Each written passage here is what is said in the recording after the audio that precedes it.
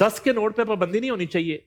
وہ بیچارہ تو تھک جاتا ہے. میں کہتا ہوں بیچارے گن کے اور مرسڈیز سے اترتا ہے وہ جو تماشبین کہوں گا اس کو, مرسڈیز سے اترتا ہے اور 10 کے نوٹ کی کاپی اسلام کلاشن کو. اچھا حضور بڑی اچھی بات کی.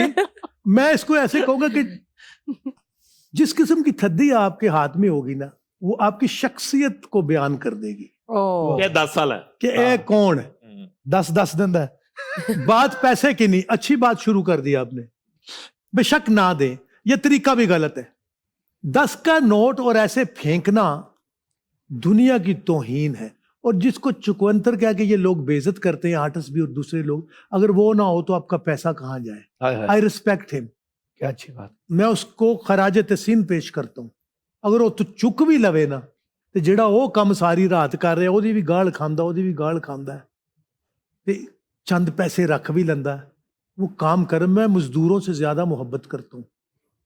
میں جب کانسرٹ کرتا ہوں یا میرے شوز میں جو لوگ آئے ہوتے ہیں لنڈن میں, پہلے اس کو چائے مل گئی, ہاں جی, ان کو پہلے کھلاتا ہوں, ان کو سلام ہے. اور باقی تو پیسے بنا رہے. 10 کا نوٹ تو بند ہونا چاہیے, خاص طور پہ گانے بجانے والوں کے لیے.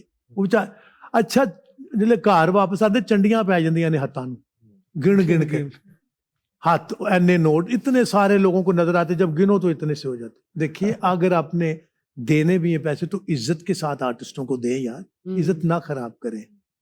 گانے نو پیار بھی کر دے تو آرٹسٹ نو مراسی بھی کہی جانا. مراسی کوئی ذات نہیں ہوندی, مراسی بڑی مشکل نہ انسان بنتا ہے.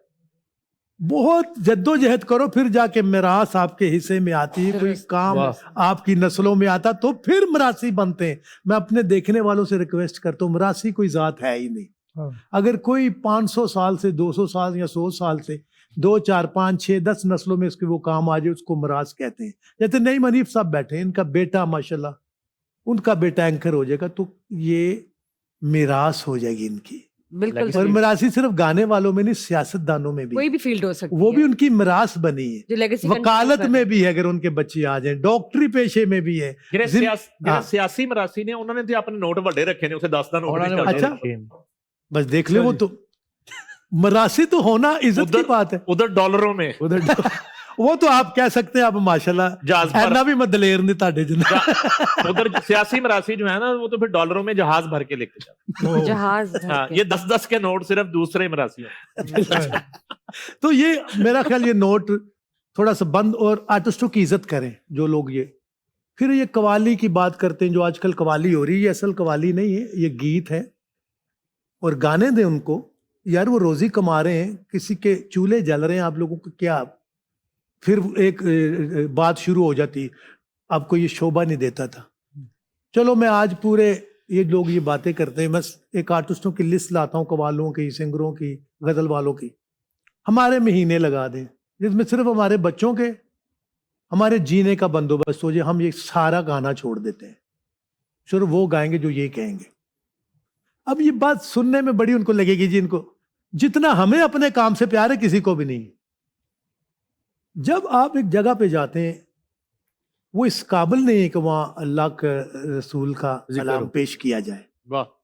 جگہ کی قابلیت کی مناسبت سے آپ گاتے ہیں, وہ وہی ہونا چاہیے جہاں کوئی مزار ہے یا لوگ بیٹھے اس ادب سے سنے, صوفی سے, تو وہ کلام ہو. ادر بھائی یہ جو آج کل ٹرینڈ چلا یہ گیت ہے, اس بات کو قوال حضرات بھی مانتے ہیں, لیکن بہت سے قوالوں پہ اعتراضات بھی ہو رہے ہیں کہ آپ کو یہ نہیں, کیوں نہیں کرنا چاہیے. وہ گیت کی شکل میں گا رہے ہیں. اور سنگر کیا ہوتا ہے, قوال بھی سنگر ہی ہوتا ہے, اور کیا ہوتا ہے, وہ کلاسیکل والا بھی سنگر ہی ہوتا ہے, غزل والا بھی سنگر ہی ہوتا ہے, گیت والا, یہ سب سنگر ہی ہیں.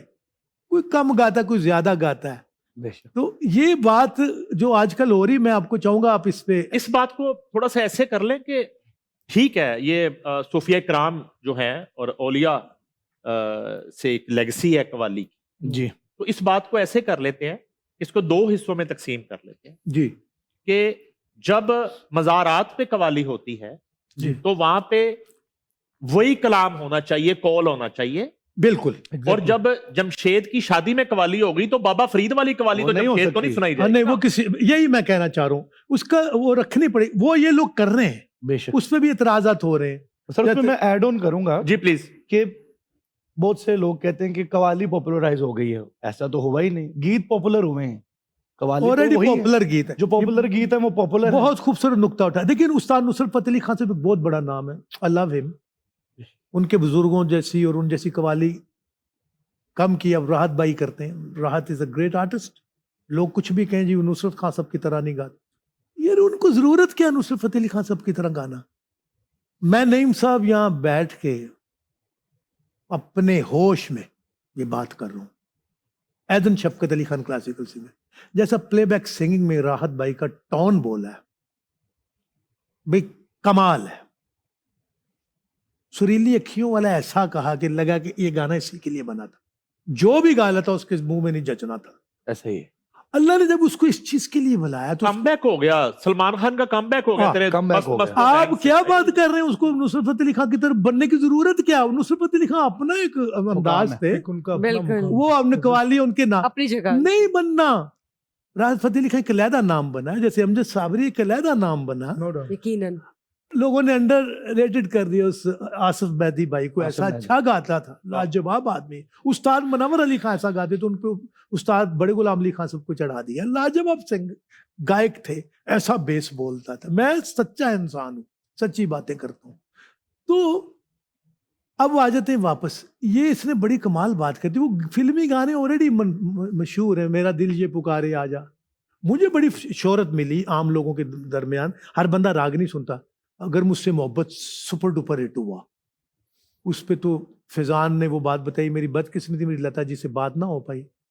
محسن رضا صاحب نے کال کروائی تھی غالباً. بالکل. تم ہی بات بتاؤ تمہیں یاد. لتا جی کا فون آیا, ہاں سے پرفارم کر رہے تھے نسٹ یونیورسٹی میں, تو میں نے اٹھایا فون. محسن رضا صاحب جو ہمارے ملک کے بہت بڑے میوزک ڈائریکٹر ہیں وہ پاس بیٹھے. انہوں نے مجھ سے پھر بات کی, انہوں نے کہا کہ میں نے ان کو بتایا کہ خان صاحب بیزی ہیں, اور لتا جی سے بات ہو رہی تھی. میرے لیے بھی بہت سعادت کی بات ہے اور آنر کی بات ہے کہ اتنی بڑی آرٹسٹ سے بات ہو رہی.